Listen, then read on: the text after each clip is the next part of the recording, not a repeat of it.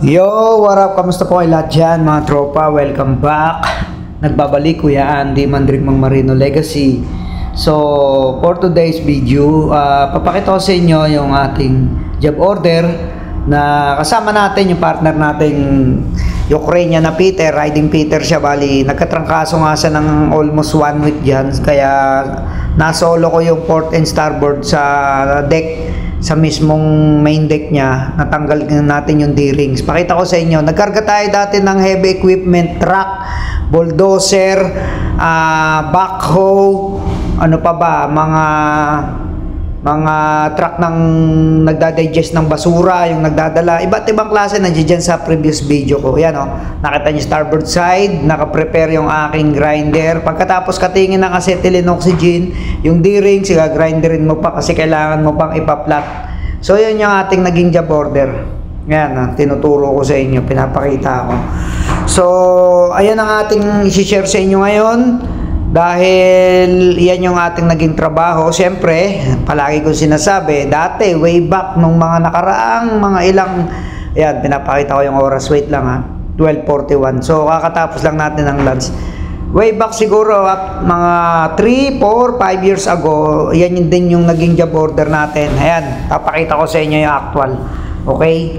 Yan yung D-rings. Nandiyan na tayo sa hatch cover, ayan kin-drop out natin. Hindi natin masyadong pwedeng isagad na sagad, pero wag din tayo magtitira ng mga 5mm or more or less kasi ang hirap grinderin. Kaya as much as possible, medyo tamang sagad lang. Ayun yung tropa natin, nandun siya sa kabilang hatch cover kasi siya yung taga-grind. Nakita nyo? Ako yung taga-crop out. Ako yung senior, riding Peter siya. So, yung oxygen, sabi ko, yan, pinakita ko sa inyo. Ang way ko dyan, para hindi masyadong magastos sa consumable, ginagamitan ko ng hammer. Iga-grind ko yung kabilang bahagi, tapos yung kabilang bahagi, papaluin ko na lang.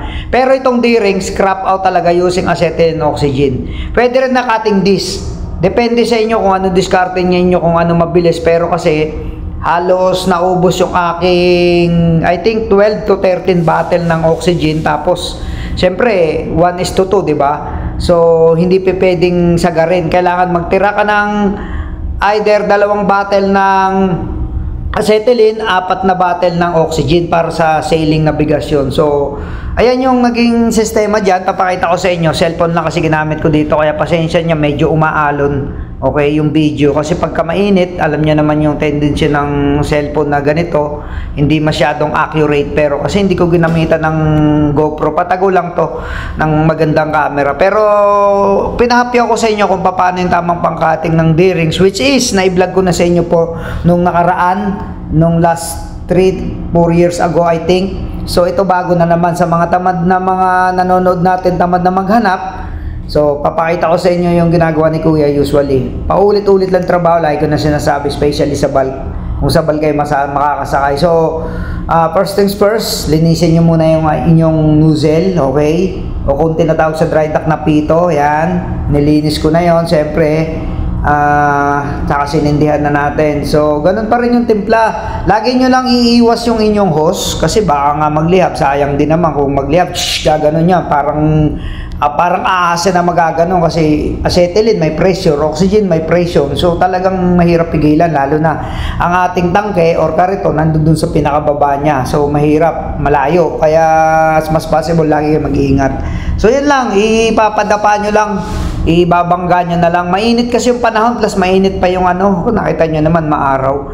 Tapos mainit pa yung ating trabaho. So ingat-ingat lang, lagi lang kayo magbaon ng tubig. Ako pagka ganyan kasi nag-grind sa kabila, malaking angle grinder, yung pinaka big size na angle grinder ang ginagamit dyan para pampahasa ba, pampakinis. So dinig pa rin doon sa kabila na siya na bodega, nas cover sa taas, pero dinig pa rin yung ingay. Kaya ang ginagawa ko, instead na mag-airplug ako sa makina, nag-earplug ako. Pero pagka sa deck trabaho, lalo na maingay, may mga nangangatok, nag-earphone talaga ako. Pero huwag niyong gagayahin yun, depende na yun sa inyo. Kasi minsan may magtanong sa inyo or kung kailangan alisto kayo. Pero ako most of the time, gumagamit talaga ako ng music, earplug, para malibang ako. So, kasi kung full crew to, katulad ng mga nakaraan ko, pwede ka mag-music, speaker. Ganon ginagawa namin. Kumbaga, lahat makakarinig ng music. Pero dito kasi sa Guryo, tandaan nyo, ayaw nila ng ganon. Kaya patago lang yung ginagawa ko. Yan, bibilisan mo lang para hindi masayang. So kabila naman, medyo matrabaho yan, D-rings, maraming naka-experience niyan, lalo na kung ang style ng D-rings kinalawang na, kailangan mo pakatukan, 'di ba? Tapos dadahan-dahanin mong cutting kasi yung matitira niyan ay gagrinderin ng Peter na Ukrainian, siya yung magagrinder. Ngayon nung pina-stop ako, nasa cargo hold number 5 na hats cover na ako, tapos pina-stop ako, hindi ko na nasama I think sa video, pero mapapanood naman diyan sa pinakadulo ata. Nagsabay na kami nag-abot kasi after ko makating lahat ng D-rings ay nag-ano na ako, nag-grind na ako, tumulong na ako sa kanya. So bali more or less 868 something na D-rings. Kasama na yung pinaka-plate na 14mm na naging suporta dun sa gulong para hindi gumulong yung mga heavy equipment, yung mga truck na nakakarga dyan. Kung mapapanood niya dyan sa hats cover kasi nag-general cargo tayo. Ito kasi yung function nitong barko ngayon eh. Itong sinakyan ko, general cargo. Most of the cargo nila na ano. Meron pa sa ilalim, steel plate, ayan, steel coil.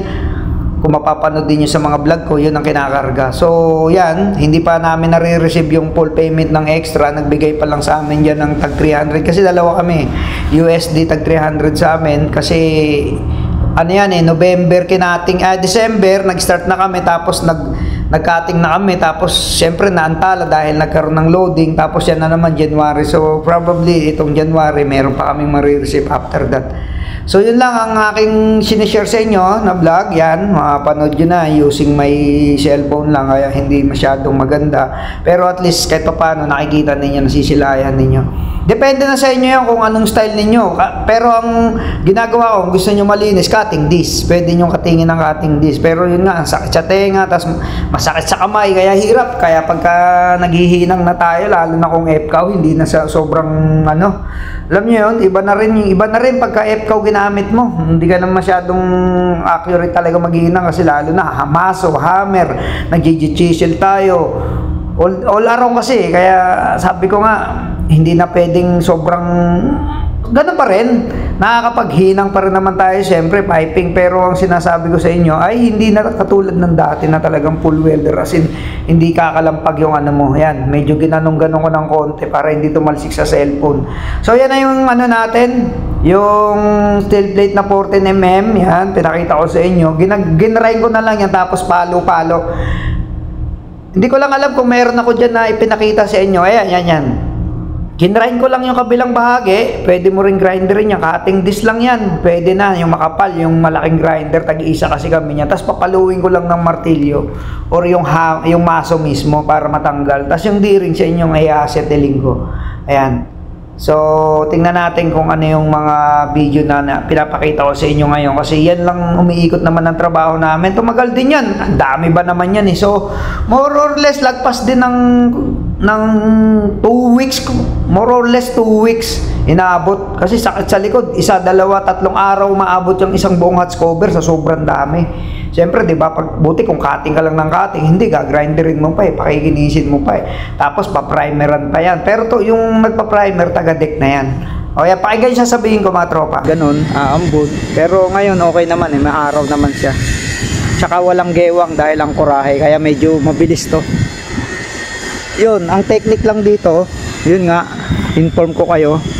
Ang technique lang mga tropa no sa pagkakating ng D-rings especially.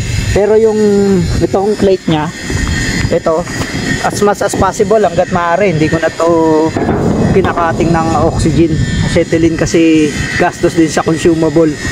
Kaya ang ginagawa ko, gagrinderin ko magkabila tapos papaluin ko ng hammer. Ayan oh, yung malaking hammer ko. Ayan. Papaluin ko. So saglit lang siya matanggal. Ano ka pa? Mabilis pa kaysa sa mag-cutting ka. Ito kasi no choice ka dito sa D-rings. Kailangan talaga acetylene kasi mahirap grinderin kasi mababa lang siya. Ayan as you can see. Iiwasan nyo lang madamage tong ito kasi manipis to eh. Nasa 4mm, 5mm na lang to. Itong hats cover. Kaya iiwasan natin. Yun lang ang sinishare ko sa inyo. Kadalasan to kinakarga pagka ganito mga general cargo. Truck, nilalasing dito. Truck, nandyan sa video ko, di ba? Mapapanood nyo. Ilalagay ko rin yung clips dyan para makita nyo kung ano yung kinarga dito. Bakit maraming D-rings? Binilang to, nasa 886, more or less. Taas baba. tapos na kami sa deck eh. Bali hati kami. Ngayon yung tropa ko na lang kasi ayaw niya mag-cutting ng oxygen dahil wala nga naman mag-grind. Pero dati nung may sakit kasi to ng isang linggo, tinrangkaso. Ang ginagawa ko pagkatapos kong grinderin, cuttingin ng acetyl na oxygen, ako na rin nag-grind yung kabilang bodega, starboard side. So hindi pwedeng mag-vlog dahil nga nandun sila Kamote tsaka si Kapitan. So mga guryo yun.